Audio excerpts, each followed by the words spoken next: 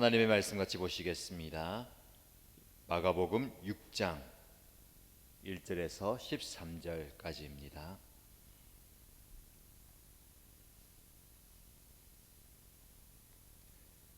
마가복음 6장 1절에서 13절 함께 읽겠습니다. 제자들도 따라갔다. 안식일이 되어서 예수께서 회당에서 가르치기 시작하셨다. 많은 사람이 듣고 놀라서 말하였다. 이 사람이 어디에서 이런 모든 것을 얻었을까? 이 사람에게 있는 지혜는 어떤 것일까? 그가 어떻게 그 손으로 이런 기적들을 일으킬까? 이 사람은 마리아의 아들 목수가 아닌가? 그는 야고보와 요셉과 유다와 시몬의 형이 아닌가? 또 그의 누이들은 모두 우리와 같이 여기에 살고 있지 않은가? 그러면서 그들은 예수를 달갑지 않게 여겼다. 그래서 예수께서 그들에게 말씀하셨다. 예언자는 자기 고향과 자기 친척과 자기 집 밖에서는 존경을 받지 않는 법이 없다. 예수께서는 다만 몇몇 병자에게 손을 얹어서 고쳐주신 것 밖에는 거기서는 아무 기적도 행하실 수 없었다. 그리고 그들이 믿지 않는 것에 놀라셨다. 그리고 예수께서는 마을들을 두루 돌아다니시며 가르치셨다. 그리고 12 제자를 가까이 부르셔서 그들을 둘씩 보내시며 그들에게 악한 귀신을 억누르는 권능을 주셨다. 그리고 그들에게 명하시기를 길을 떠날 때에는 지팡이 하나밖에는 아무것도 가지고 가지 말고 빵이나 자루도 지니지 말고 전대에 동전도 넣어 가지 말고 다만 신발은 신되 옷은 두 벌 가지지 말라고 하셨다. 또 그들에게 말씀하셨다. 어디서 어느 집에 들어가든지 그곳을 떠날 때까지 거기에 머물러 있어라. 어느 곳에든지 너희를 영접하지 않거나 너희의 말을 듣지 않거든 그곳을 떠날 때에 너희의 발에 묻은 먼지를 떨어서 그들을 고발할 증거물로 삼아라. 그들은 나가서 회개하라고 선포하였다. 그들은 많은 귀신을 쫓아내며 수많은 병자에게 기름을 발라서 병을 고쳐 주었다. 아멘. 오늘 본문의 말씀을 중심으로 생각은 넓히고 짐은 가볍게라는 제목으로 하나님의 말씀을 전하도록 하겠습니다. 많은 기적을 행하시고 천국 복음을 전하셨던 예수님은 여러 동네를 다니시면서 하나님의 복음을 전하고 기적을 베푸셨습니다.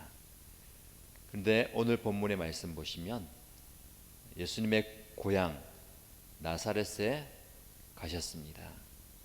그곳에서도 하나님의 복음을 전하시고 당신이 누구신지 그리고 하나님이 누구신지에 대해서 말씀을 하십니다.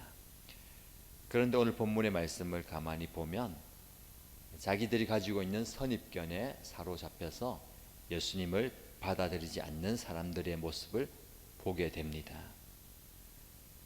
이전까지는 많은 사람들이 예수님을 영접하였고 또 예수님을 따랐고 그분의 기적을 통해서 예수님을 믿는 사람들이 참 많아졌습니다.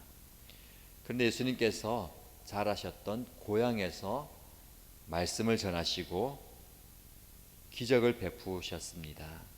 그런데 정작 그 고향 사람들은 예수님을 받아들이지 않았습니다. 왜냐하면 그들은 선입견에 사로잡혀 있었기 때문에 그렇습니다. 사람들은 누구나 선입견이 있습니다. 선입견은 지금까지 내가 자라오면서 생활해 오면서 가졌던 가치 체계의 모든 모습입니다. 그것을 가지고 우리는 생각하고 판단하고 결정합니다.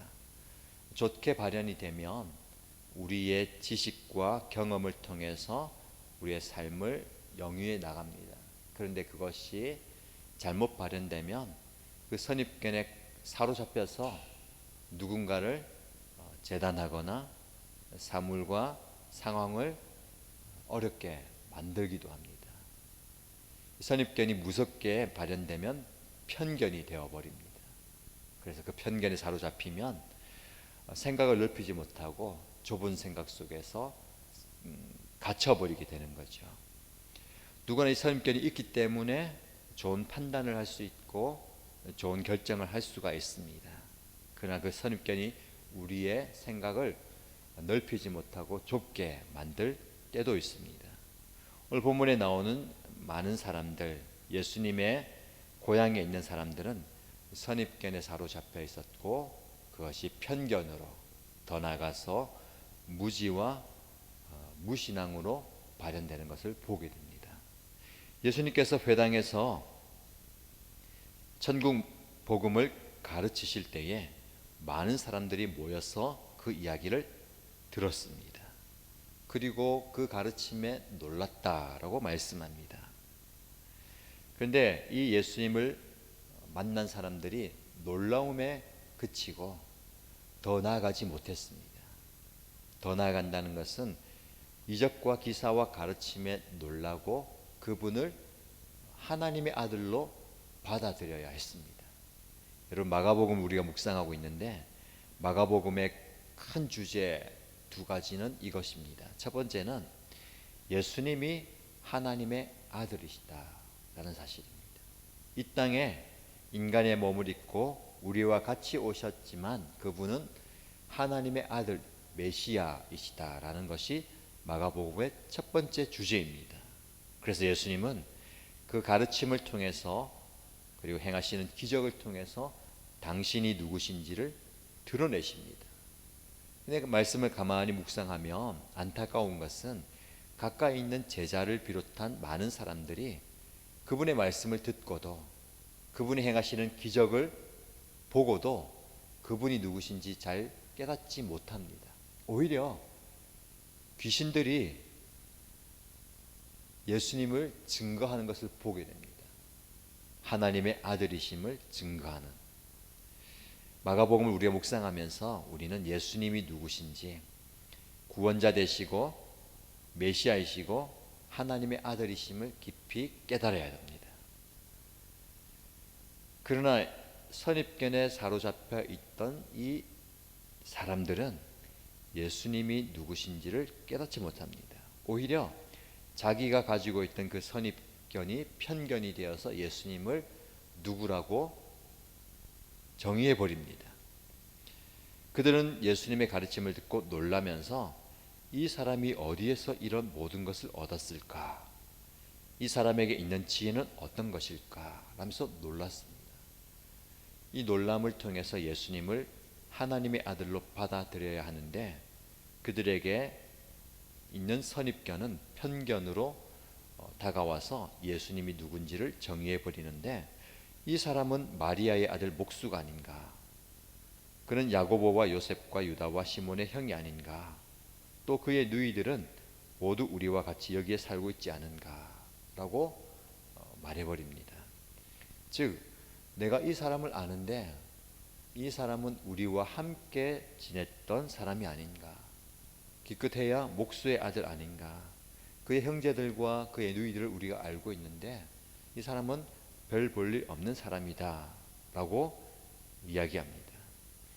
선입견과 편견이 이렇게 무섭습니다. 내가 알고 있는 것, 내가 생각하는 것으로 사람을, 그리고 더 나아가서 진리를 왜곡시켜 버립니다. 여러분, 이것이 무지한 저와 여러분의 모습입니다. 편견을 가지면 이렇게 우리의 영적인 눈이 가려져 버립니다.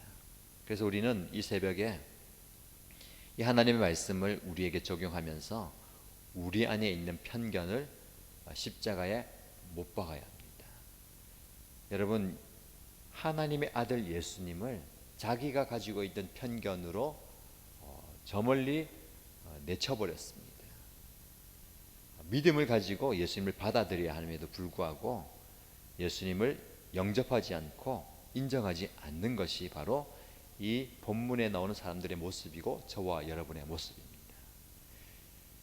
하나님의 아들이심을 드러내시는데 받아들이지 않는다는 것, 참 안타까운 사실입니다. 여러분, 두 번째로 마가복음에서 제시하는 큰 주제는 제자도입니다.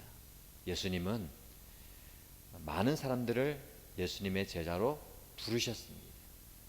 그리고 그들을 예수님의 제자로 키워내시고 또 파송하시고 그들에게 능력을 주셨습니다.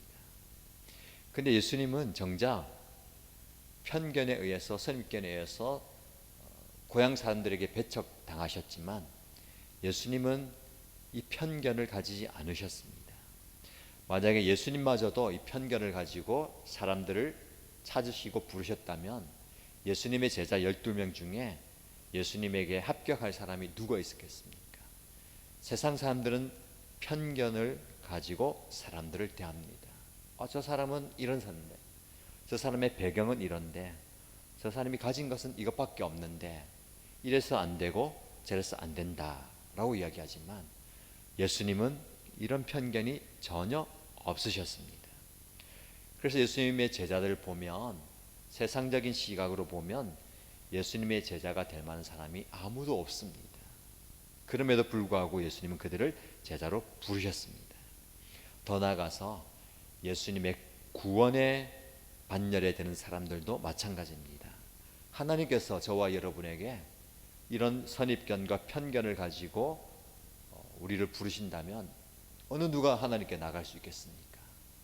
하나님은 편견이 없이 저와 여러분들을 하나님의 구원의 자리로 다 부르셨음을 믿으시기 바랍니다. 근데 우리는 스스로 편견을 가집니다.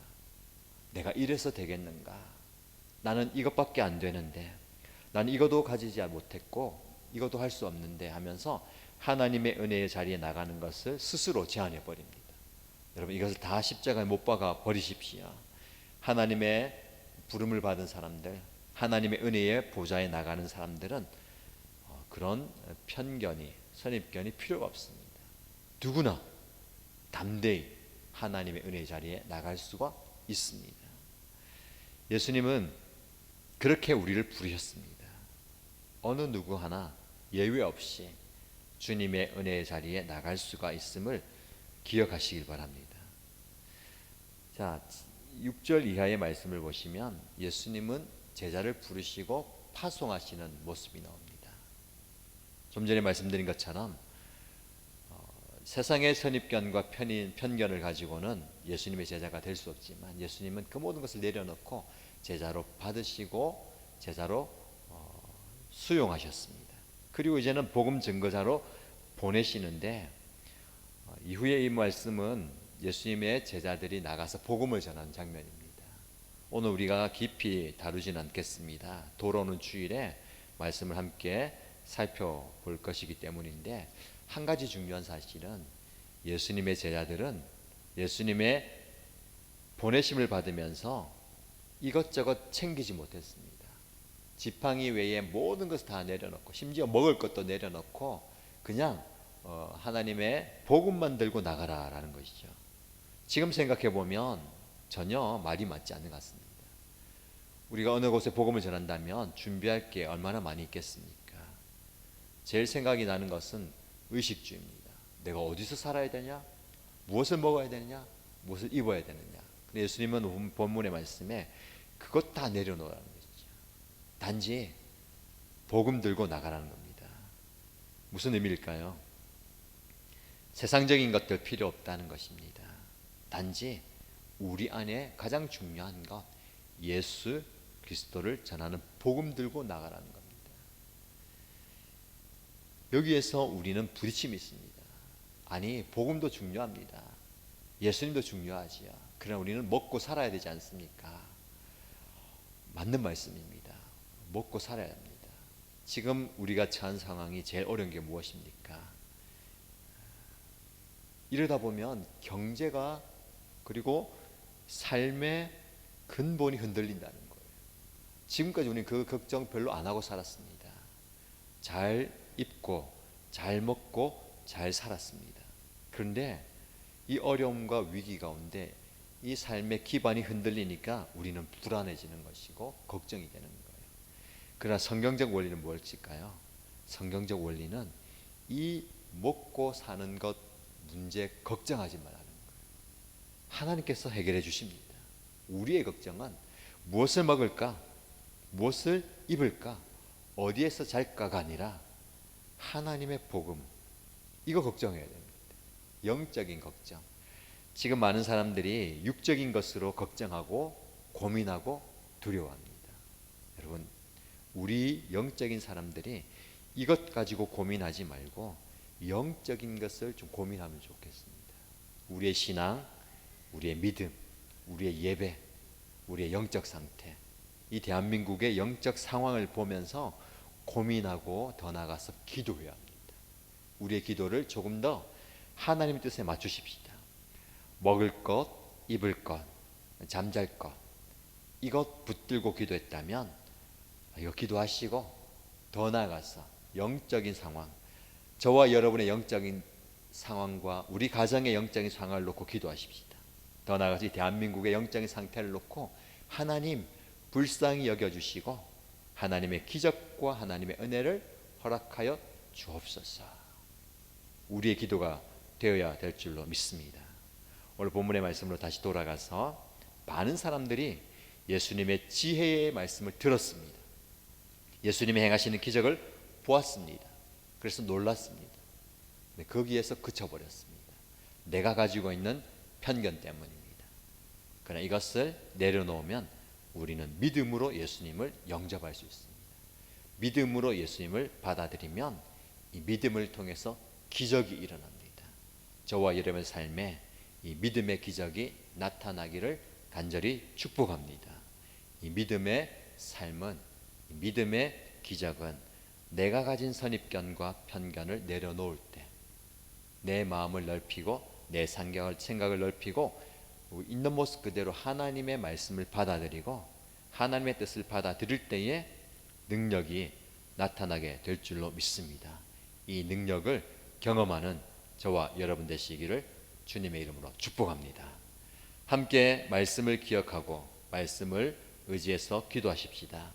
하나님께서, 우리 예수님께서 이 땅 가운데 능력자로 오셨는데 우리가 그 예수님의 능력을 제한하고 있지는 않은지, 그리고 이 땅 가운데 의식주의 문제, 육적인 문제를 가지고 고민하고 거기에 매달리지 않고 영적인 상황을 바라보면서 기도할 수 있도록 하시고, 우리가 이 새벽에 기도하고 이 아침에 기도할 때에 하나님, 이 대한민국에 저와 찬성한 우리의 가정의 영적인 부분을 하나님께 올려드립니다.